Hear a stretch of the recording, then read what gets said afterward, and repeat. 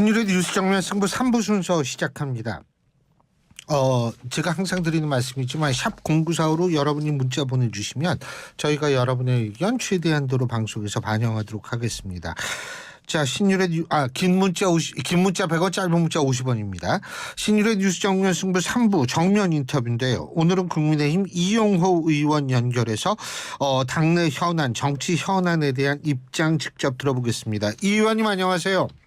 예, 안녕하세요. 예. 지금 당무감사 결과 발표됐는데, 여러 가지 설들이 나오더라고요. 예? 네. 자, 지금 당내 분위기는 어떻습니까?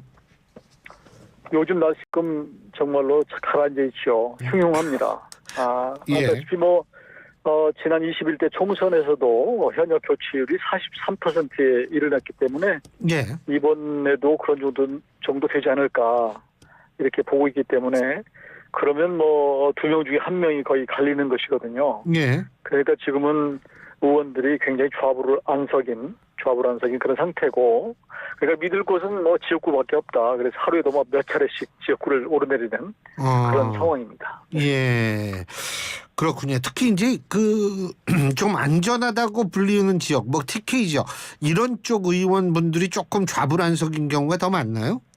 그렇죠. 아무래도 그 지역은 공천이 곧 당선인 지역이잖아요. 예. 아무래도 홈그라운드이기 때문에 그래서 더 공천 향방에 더 예민하고 본인이 이제 경우에 따라서는 이제 컷오프가 될 수도 있는 것이기 때문에 예. 그런 데 대해서 동향 이런 것들을 예민하게 지금 보고 있는 그런 상황이죠. 예, 그렇군요. 그런데 지금 이준석 전 대표가 얘기를 하면서 TK 지역 절반가량이 지금 바뀔 수 있다 이런 언급도 하지 않았습니까? 그죠? 근데 그런 네. 언급이라는 것은 결국은 좀 그럴 가능성 있는 사람은 같이 하자 이런 식으로 들리는데 어떻게 평가하셨어요? 이용호 의원님은? 아무래도 이제 그 TK 지역의 물갈이는 좀 있으리라고 봐요. 네. 지금 이번 당무감사위에서도 개인 지지도가 이제 당 지지도보다 낮은 현역 의원도 문제가 있다 이렇게 보고 있기 때문에 이제 거기에 해당하는 의원들은 굉장히 민감해 있는데요. 알다시피 홈그라운드에서요 의원이 당 지지도보다도 개인 지지도가 더 높기가 쉽지 않습니다, 사실은. 예. 그렇기 때문에 대부분이 거기에 해당될 수가 있어서 예민해 있는 것이고요. 이제 그러다 보면 아무래도 알다시피 대선 후보 중심으로 모든 사람들이 모이는 것이고, 예. 반대로 총선은 자꾸 흩어지는 것이거든요, 원심력이 많아서. 예.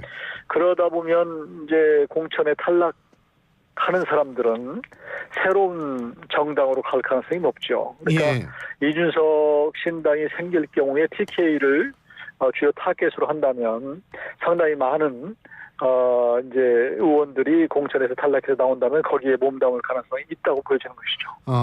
근데 몸담는다 이런 가능성이 있다 이런 말씀하셨는데 이준석 전 대표가 신당을 만들긴 만드는 겁니까? 저는 보면 준비는 하고 있는 것 같습니다. 그 얘기를 들어보면. 예. 그러나 하여튼 나중에 전략적 제휴를 할지 모르지만 지금 여러 가지 행보나 발언을 보면 만들고 있는 것 같고요. 다만 이제 이게 이준석 정당이 성공할 것이냐 이 부분은 저는 굉장히 비관적으로 보기는 하지만 지금 수도권을 중심으로 해서 당락이라고 하는 게 굉장히 작은 차이로 결정이 되기 때문에 이준석 신당의 성공 여부와 상관없이 이게 당선시키기는 어렵지만 이게 낙선하고 재뿌리는 건 쉽거든요. 그래서 국민의힘에 혹시 이준석 신당이 악재로 작용하지 않을까 이 부분 때문에 걱정을 하는 것이죠. 근데 성공할 것이냐 했을 때 비관적으로 보시는 이유가 뭐예요? 아무래도 저는 이제 지금까지 이준석 전 대표를 좋아하는 사람들은 대부분 젊은 사람들이긴 하지만 전체 국민들 전체에 대한 소구력은 좀 떨어지고 또 아무래도 이제 우리 나이 드신 그 보수층 유권자들은 그 아무래도 예전에 뭐 장유유서 또 그런 예의범절 이런 것들을 매우 중시하는데 이런 부분에 있어서 이준석 대표가 조금 부족한 측면이 좀 있다. 저는 그런 네. 것들 때문에 조금 더 좀 지지가 모든 연령에서 다 나오기는 쉽지 않을까. 저는 그렇게 생각합니다. 한동훈 장관이 이준석 전 대표만큼 젊은 층에 인기가 있다고 보세요? 저는 아직은 그것은 확인을 할 수 없지만 분명한 것은 한동훈 현상 뭐 이런 게 있는 것 같아요. 그러니까 선거 때마다 그런 사람이 하나씩 생기는데 이번에는 한동훈 법무장관이 거기 주인공이 되고 있다고 저는 생각하고요. 뭐 사진 찍겠다고 막 줄 서는 거 보면 이게 문제는 그 표로 이어질 것이냐 하는 부분은 또 다른 문제일 수도 있다. 다만 우리 국민의힘으로 봐서는 한동훈 장관이 지금 정치적 자산이다. 그런 차원에서 이번 총선에서 한동훈 장관을 충분히 활용할 필요가 있다. 효과적으로 그런 생각을 하고 있습니다. 근데 이제 그 젊은 층도 일정 부분은 한동훈 장관이 소구력이 있다 저는 그렇게 봅니다. 이거 다른 당 얘기인데 이낙연 전 대표 뭐 여러 갈래 길이 있다 뭐 이런 식의 이런 식의 말을 했는데 신당 창당 가능성은 얼마나 보세요? 글쎄요, 가능성이야 늘 있죠. 근데 여기도 역시 성공할 것이냐 여부는 저도 좀 불투명하게 보는 것이고요. 네. 이낙연 전 대표의 스타일이 좀 밀어붙이고 추진력 있고 확실한 메시지를 주는 스타일이 아니라 네. 너무 조금 한곡하고 좀 은유적이고 이렇기 때문에 네. 그런 지금 정치에 그 여야 간에 치열하게 지금 부딪히는 상황에서 그런 공간이 이제 이낙연 전 대표에게 주어질까 이 부분은 저는 뭐 확신은 못하겠습니다. 자, 다시 이제 그 국민의힘으로 돌아와서 하태경 의원이 종로 출마하겠다고 선언했는데 이거 어떻게 보세요? 하태경 의원으로서는 뭐 나름대로 서울의 험지에서 이제 도전을 한 것인데 본인이 고민을 많이 했던 것 같아요. 그러나 본인도 정치인이기 때문에 당선 가능성이 있는 곳을 찾으면서 또 정치적으로 또 의미가 있는 곳을 동시에 찾았던 것이 아닌가 싶고요. 네.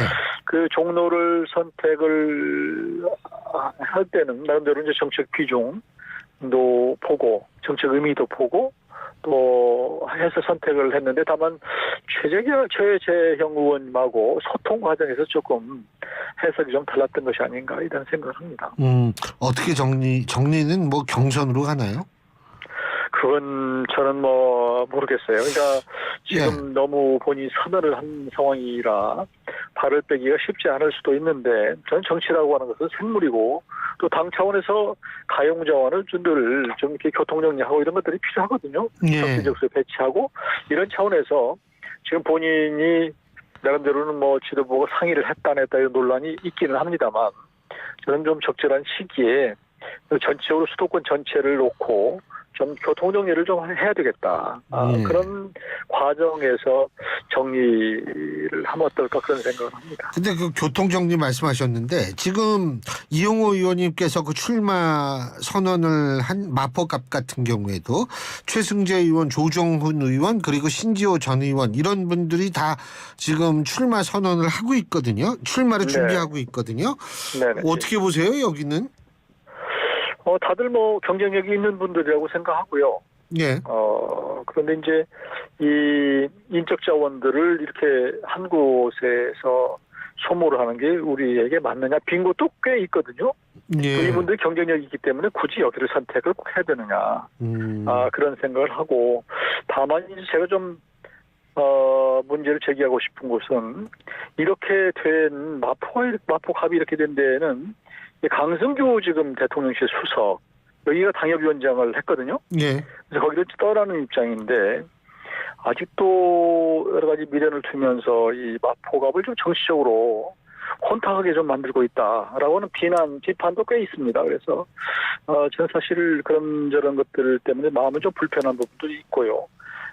어쨌거나 우리 당을 위해서는 좀 여기도 당 지도부가 조금 교통정리를 하는 것이 어떤가 이런 생각을 하고요.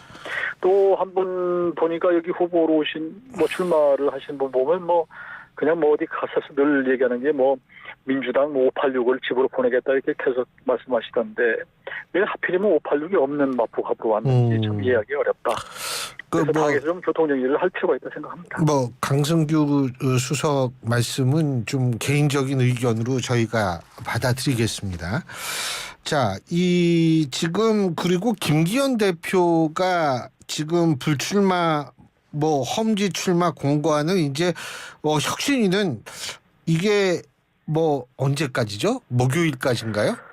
이렇게 혁신위는 2달 임기로 아니요. 그러니까 우리 얘기를 언제까지 들어달라 왜 그 얘기했지 않습니까? 그래서 의결을 지금 내일 해서 당 지도부에 보내겠다는 것이거든요.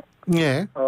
그런데 이제 그것을 당 지도부가 어떻게 받아들이고 또 어떻게 반응할지 하는 것은 내일 봐야 되겠지만 지금까지 나오는 얘기로 봐서는 그냥 이 혁신위에서 제기하는 예를 들어서 중진 불출마, 험지 출마 얘기, 그다음에 지도부에 대한 여러 가지 권고하는 것들에 대해서는 이건 혁신위의 사안이 아니고 나중에 공관위가 구성되면 해야 될 사안 아니냐. 그러니까 공관위에 넘기겠다 그런 입장으로 있는 것 같아요. 그러니까 그러면 이제 혁신위가 어떻게 또 나올지 하는 것은 그 이후에 지켜봐야 할 사안인 것 같습니다. 김기현 대표가 울산 내려간 거는 어떤 의미라고 보세요? 기본적으로 이제 자기 지역구니까 대표의 지역구니까 연말 되면 이제 의정부회하는 것은 늘 그냥 있는 정치적으로 있는 당연한 일이라고 생각을 하죠. 네.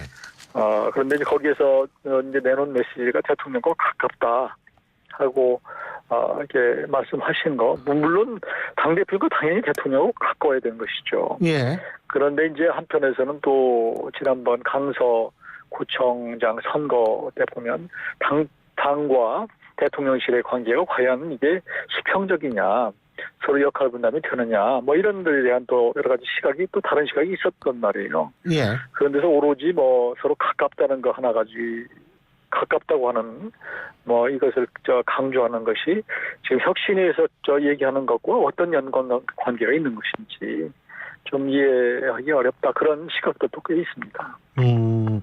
근데 어쨌든 지금 혁신위가 12월 초까지든 아니면 12월 24일까지든 그거보다도 일단은 혁신위가 그래도 여론과의 눈높이를 잘한다는 평가도 많으니까요.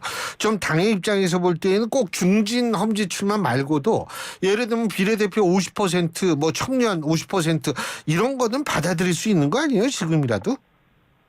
아니, 이제 그거야 그런 기본적인 취지에 대해서는 당 지도부도 반대하지는 않을 거라고 생각해요.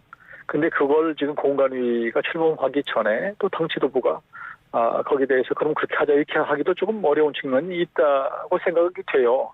그런데 문제는 혁신위의 전권을 주기로 했었는데 거기서 내놓은 여러 가지 안에 대해서 사실은 응답이 없는 상태이기 때문에 혁신으로 봐서도 많이 맥이 풀릴 수밖에 없다. 그러니까 물론 이제 불출마나 험지 출마에 대해서는 시기를 보고 있을 수 있지만 그러나 당이 지금 절체절명의 위기거든요. 예. 그런 상황에서 누군가는 응답하는 용기가 필요할 텐데 자꾸 시기 얘기하고 여러 가지 이런저런 핑계 이유를 대면서 하는 게 과연 국민들이 어떻게 볼 것인가 하는 부분에 대해서는 좀 서로 혁신위와 지도부의 보는 시각이 좀 다른 것 같습니다. 예. 이준석 전 대표 부모님에 관한 언급해서 또 이뇨한 위원장이 설화에 얽히기도 해가지고 많이 힘이 빠지고 있다.